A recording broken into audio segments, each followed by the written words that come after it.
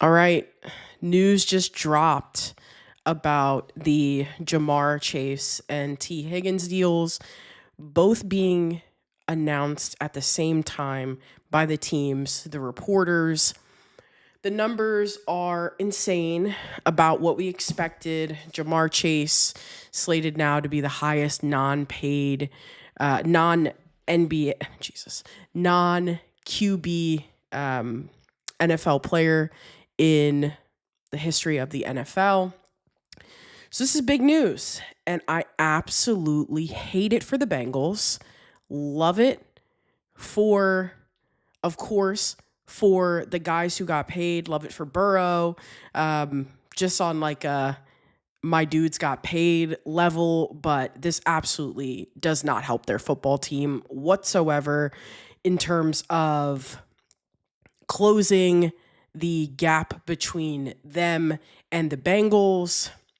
Oh, Jesus, the Bengals, them and the Buffalo Bills, the Chiefs, and any of the contenders that we have come to expect in the AFC moving forward. This is just straight up a bad move. And let me tell you why. The Bengals had one of the better performances that we'll probably see out of Joe Burrow's career last year, and it completely shout out, make your mark. Thanks for hopping in. My sister's friend from school, shout out to Kai and her friends. Thanks for hopping in. So, you know, they wasted a season for Joe Burrow. They completely wasted an opportunity for really some people considered an MVP caliber season.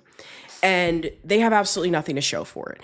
And moving forward, it is hard to believe that this will not continue.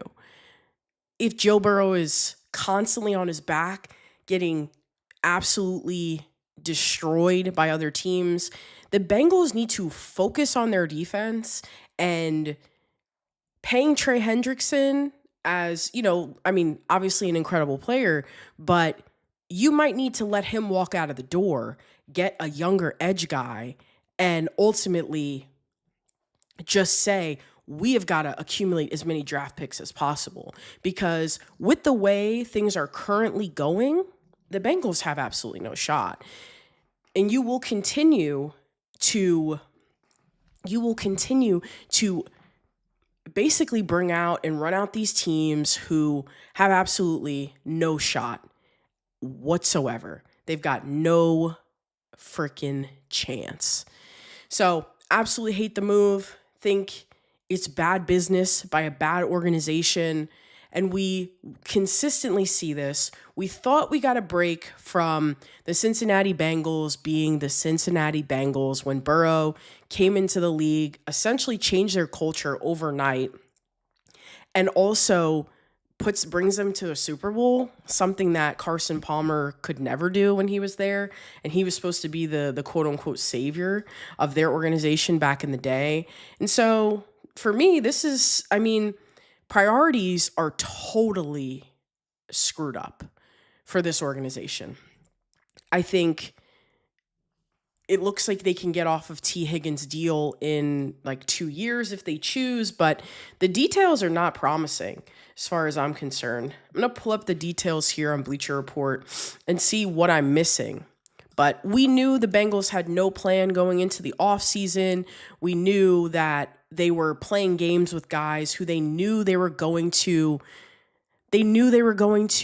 pay anyway. And so they paid they did the Jerry Jones thing where they wait until the very last moment to pay a guy. Now they're paying them combined an extra $10 million that they probably wouldn't have had to pay if they would have paid him last year. So, I mean, some people are saying that this helped them clean up their cap situation. I could care less about their cap situation if they're not going to be able to put a formidable defense together. Listen, when you have Joe Burrow at the helm, you know that you always have a chance, but not if you're giving up 35 points a game. I mean, this is one of the worst defenses in all of the league, and they gave themselves basically no chance to compete. And I don't understand, I don't understand what the, we want to make Joe Burrow happy. Okay, Joe Burrow's going to be happy with just Jamar Chase. I understand he wants T to be brought back, but T is an injury concern. Really throughout most of his career. He's not as consistent as you'd like a guy to be. Now they're saying that he might be paid up to $30 million a year. I mean, I don't understand it. They say if you plan to fail, what is it? What's the expression?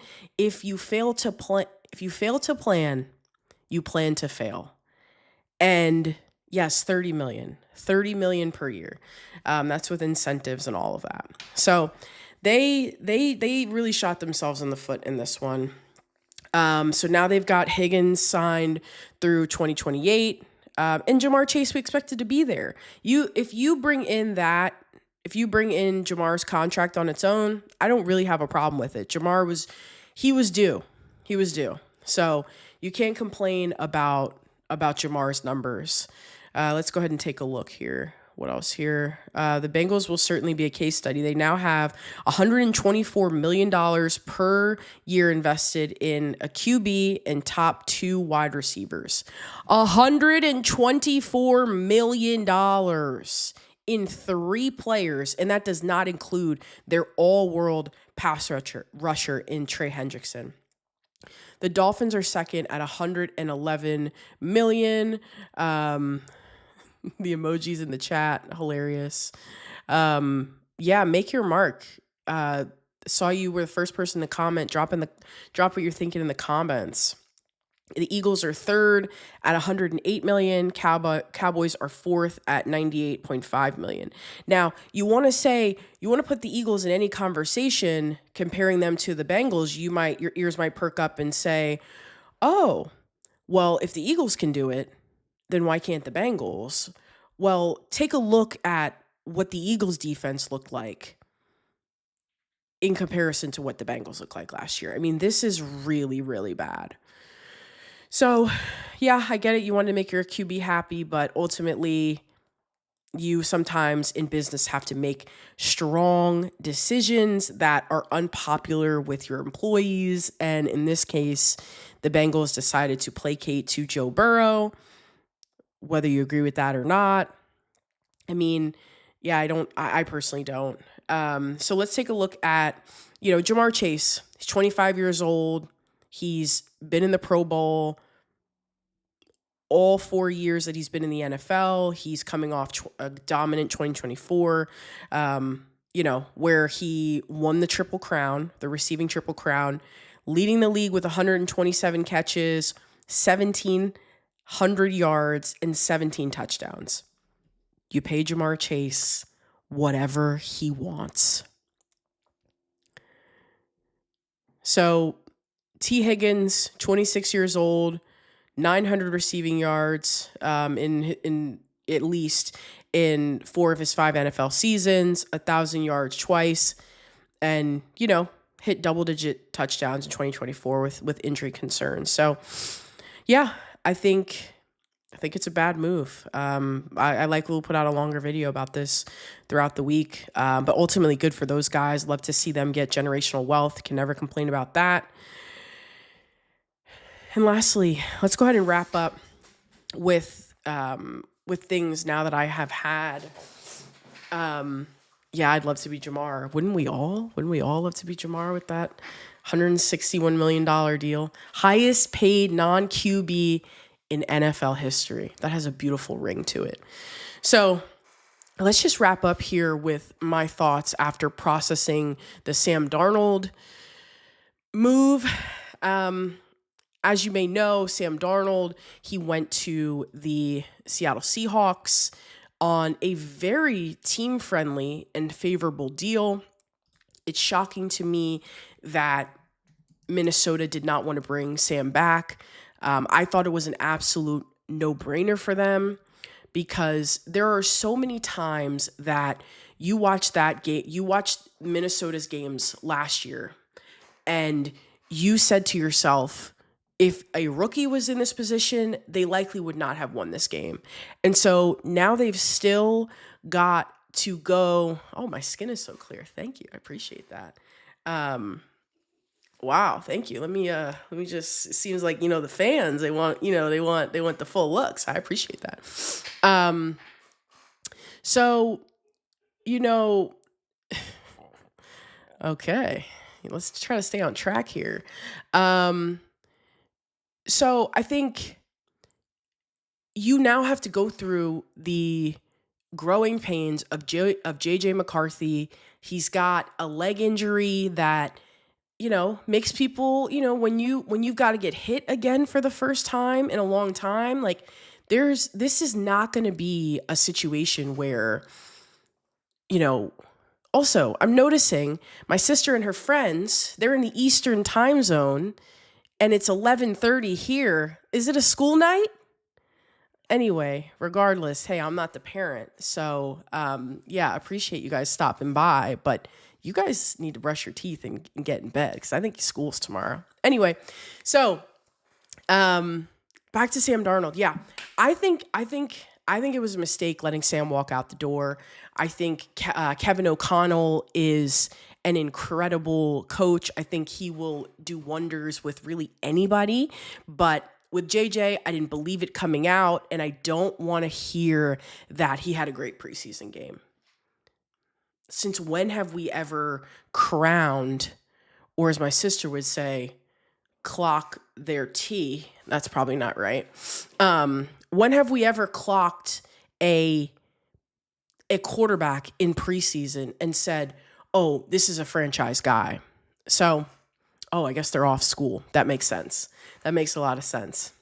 Thanks, guys, for the support. So, yeah, I don't know. I think it shows that the Seahawks can escape Sam Darnold's deal after just 1 year. But my thoughts are on the Sam Darnold front. Ultimately, the Seahawks get worse. Sam Darnold gets worse circumstances, and the Seahawks get worse circumstances, as far as I'm concerned. They're on a positive side of Seattle.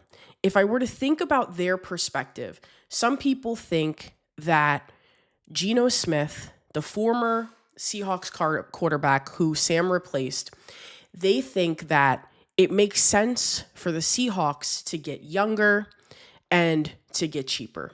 And they'll be doing that with both.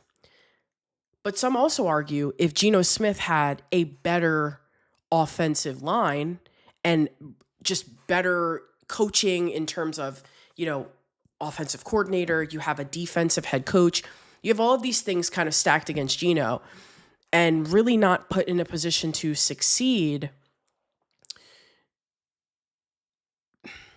it makes sense why, some people don't understand what Geno is really doing. But I've got, I follow a ton of Seahawks experts, and they're telling me, and they watch every snap, they're telling me that Sam Darnold is a downgrade from Geno. And